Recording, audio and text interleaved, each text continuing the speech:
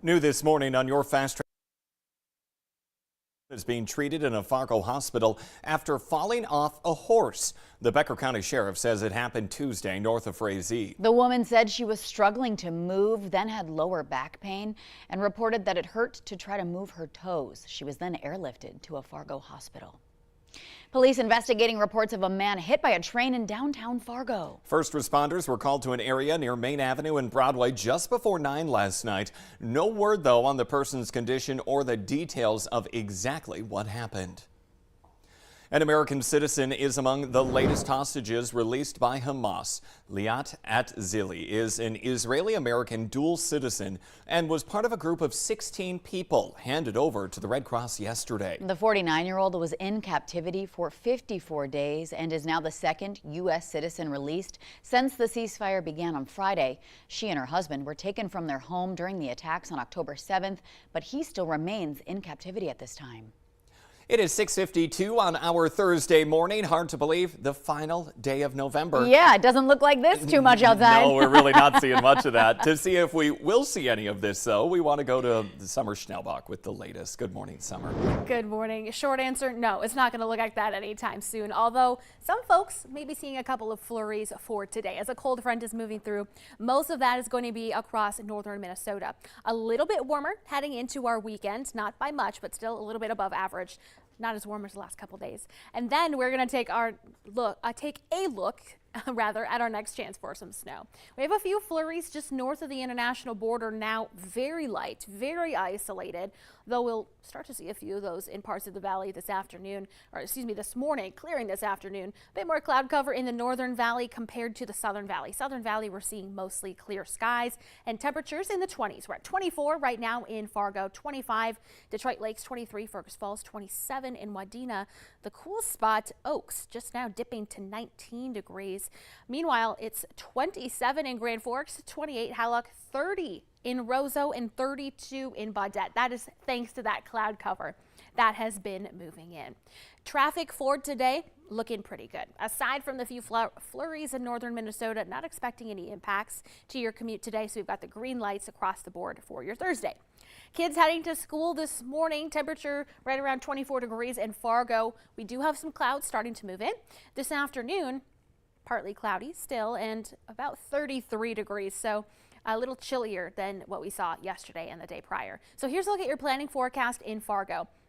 We're going to see that increasing cloud cover from the north to the south across most of the valley and a little breezy as well. We do have more warmth in the forecast that comes at the middle and latter part of next week, warming back up into the low 40s. So still some nice days ahead, and our next chance of snow comes on Monday, but it's going to be very light, very hit and miss. Nice. Okay, so for anyone looking for that snow, maybe to make it feel a little more festive out there, though, it's holding off for a while. Mm-hmm.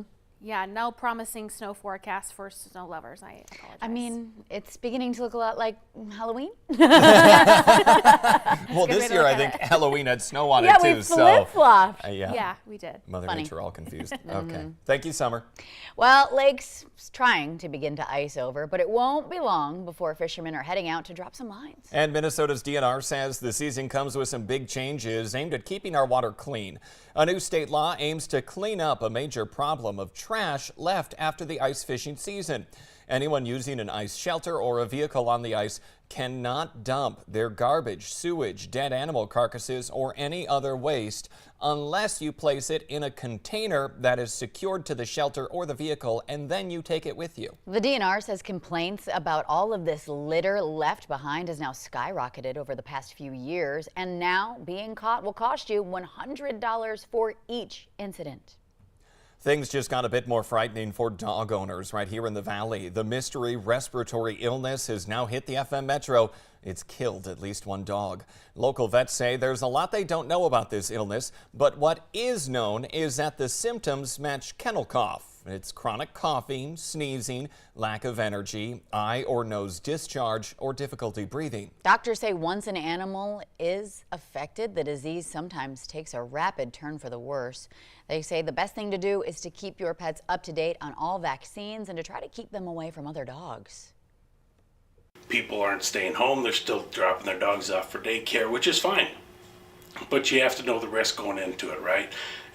So the risk is out there. If you want to take that risk, then drop your dog off. If not, keep your dog at home for a while. While vets say it is unlikely that people can get sick with this illness, they still suggest that owners thoroughly wash their hands after handling any dogs. The superintendent and high school principal at Mid-Coda Public Schools in Griggs County, North Dakota, is out on bond after being arrested on child porn charges. Ryan Barron was arrested following a tip from the National Center for Missing and Exploited Children. Charging documents say investigators found 5 sexually explicit videos of girls believed to be between the ages of 7 and 13. As part of his release on bond, Barron was ordered to stay at least 300 feet away from the Mid-Coda school. It's not his first run-in with the law, though. Barron was convicted of trespassing on Carlstead, Minnesota school property in 2021 after entering the Tri-County school. He then quit that same year. One man is facing drug charges after police say they found him with more than 4 pounds of suspected M30 fentanyl pills. Court documents say authorities were watching Maurice Heyman as part of an ongoing narcotics investigation.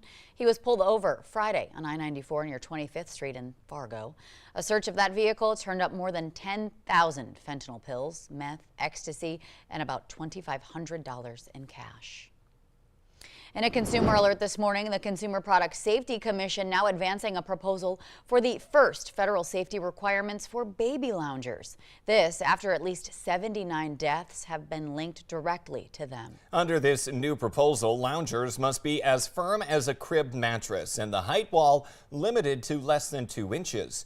Changes aim to reduce the risk of babies suffocating or becoming stuck in a position that compromises their breathing.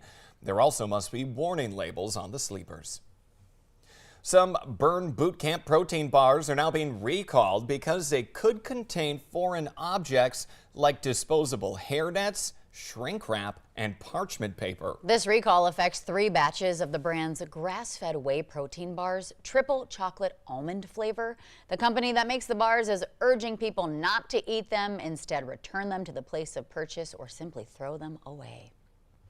It's clear sailing again on I-94 in South Fargo after an overnight closure for some signage work. The North Dakota DOT shut down part of the highway for just a few hours after midnight. And now the closures were between the Tri-Level and 25th Street. Eastbound lanes and the lanes up to the ramps in that area were blocked. However, crews wrapped it all up around 3 o'clock this morning. Matt Bus is hoping to stock food pantries this holiday season with a new weekend promotion. Each Saturday in December, passengers can ride for free if they donate a non-perishable food item. Donations will be directed to the emergency food shelter. And to round out our newscast this morning, folks in New Mexico mark the holiday season with a very New Mexico way of a snowman made of tumbleweeds. Check it out. The snowman is assembled every year in Albuquerque and moved into position along a local interstate. Now his makers say he's all recycled parts. His eyes and buttons are scrap metal, his hat an old 55-gallon drum. Nothing like Frosty the Tumbleweed Man. I love it. He's so cute. Thank you so much for waking up with us this morning, everybody. Take care.